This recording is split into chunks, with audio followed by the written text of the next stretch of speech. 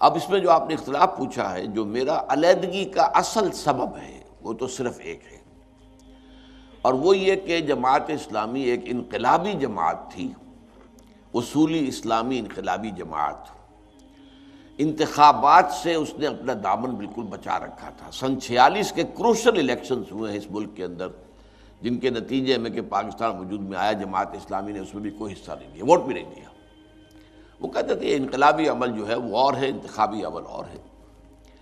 لیکن پاکستان میں آ کر مولانا نے جو بھی وقتی مصلحتیں دیکھی، ان کے تحت انہوں نے سمجھا کہ الیکشن میں حصہ لے کر یہ انقلاب کا عمل تو بہت طویل ہے، بہت لمبا ہے، وقت طلب ہے اور دقت طلب بھی ہے۔ اس وقت چونکہ ایک نعرے کی بنیاد پر پاکستان بن گیا، تو ایک نعرہ ہم بھی اس کو اپنا لیں تو ہو سکتا ہے کہ حکومت ہمیں مل جائے، تو پھر یہ کہ نظام تعلیم ہمارے ہاتھ میں ہوگا، ہم جیسے چاہیں گے بنا لیں گے، اسے ذہن بنائیں گے لوگوں کے، ذرائع ابلاغ ہمارے ہاتھ میں ہوں گے، وغیرہ وغیرہ۔ لیکن میں نے اسے غلط سمجھا کہ یہ اصل میں جماعت اسلامی اس راستے پر آ کر اپنے اصل موقف سے منحرف ہو گئی۔ پھر یہ بھی نہیں ہوا کہ میں صرف اس خیال کی وجہ سے علیحدہ ہو گیا، میں نے یہ خیال پیش کیا پوری قوت کے ساتھ جب جماعت میں ایک جائزہ کمیٹی اس کے لیے بنائی گئی کہ جن لوگوں کو پالیسی سے اختلاف ہے وہ ان سے بات کریں، تو میں نے پہلے زبانی گفتگو کی، انہوں نے کہا آپ اپنی بات لکھ کر دے دیں، تو پھر میں نے 250 صفحے کا بیان دیا، اور وہ اب بھی موجود ہے کتابی شکل میں، تحریک جماعت اسلامی، ایک تحقیقی مطالعہ جس میں نے ثابت کیا کہ اس ایک اقدام نے جماعت کی تحریک کی نوعیت کو بدل دیا ہے۔ پہلے وہ ایک اصولی اسلامی انقلابی جماعت تھی، اب وہ اسلام پسند قومی سیاسی جماعت بن گئی۔ تو میرا جو ہے، چونکہ مولانا مودودی جو ہے اس پر مصر رہے، بعد میں بہت عرصے کے بعد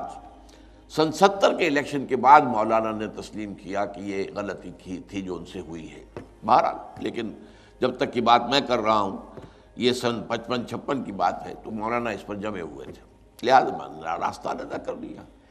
لیکن اس کا یہ مطلب نہیں کہ مولانا مودودی سے کوئی اور اختلاف نہیں۔ مولانا مودودی ایک تحریک کے شروع کرنے والے بھی تھے، تو اس تحریک کے بنیادی فکر سے تو میں متفق ہوں، سوائے اس طریقہ کار کی تبدیلی کے۔ لیکن اور بہت سی باتیں ہیں جن میں مجھے اختلاف ہے، مثلاً یہ کہ اسلام میں زمینداری کا معاملہ اور جو ایبسینٹی لینڈ لارڈشپ ہے، اس کے بارے میں ان کی رائے کو صحیح نہیں سمجھتا۔ میرے نزدیک امام ابو حنیفہ اور امام مالک کی رائے زیادہ صحیح ہے، قاضی ابو یوسف اور امام محمد کی رائے کے مقابلے میں، کہ مزارعت حرام ہے، اور ہمارے ہاں کی ساری خرابیوں کی سب سے بڑی جڑ جو ہے سیاسی اور قومی زندگی کی، جو بس کی گانٹھ جس کو کہتے ہیں، زہر کی گانٹھ، وہ یہی جاگیرداری ہے کہ ان جاگیرداروں کا یہ ایک جو میوزیکل چیئرز گیم بن کر رہ گئی، یہ ہمارے ہاں کی سیاست۔ میں اس میں مولانا مودودی کے موقف کو صحیح نہیں سمجھتا۔ اسی طرح خلافت و ملوکیت نامی کتاب مولانا نے لکھی، وہ لکھی اس وقت جب کہ ہم جماعت چھوڑ چکے تھے، اس کے بعد کی ایک تحریک ہے ان کی، تو اس کے بھی آدھے حصے کو میں بہت عمدہ سمجھتا ہوں۔ اصولی بحثیں جو ہے کہ اسلامی نظام کیا ہوتا ہے اور ملوکیت کا نظام کیا ہوتا ہے، ان میں فرق کیا ہے بنیادی، وہ بہترین ہے تحریر ان کی۔ لیکن یہ کہ خلافت سے ملوکیت تک زوال کیوں آیا ہے، اس کے اوپر جو ہے ان کے اسباب کا، اس کا تجزیہ میرے نزدیک ان کا صحیح نہیں ہے۔ اس میں انہوں نے کبار صحابہ حضرت عثمان رضی اللہ تعالی عنہ، ذوالنورین ہیں، امیر معاویہ، عمرو بن العاص وغیرہ رضی اللہ تعالیٰ عنہ پر بہت شدید تنقیدیں کی ہیں۔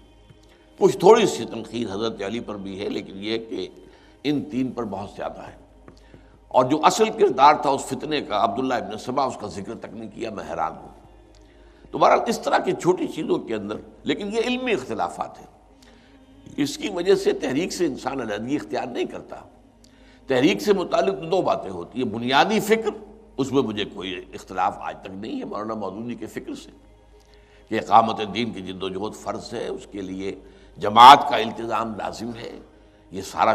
چیزیں جو ہے میں آج بھی قائم ہوں، اور اسی پر میں نے پھر اپنی تنظیم اسلامی کو استوار کیا ہے۔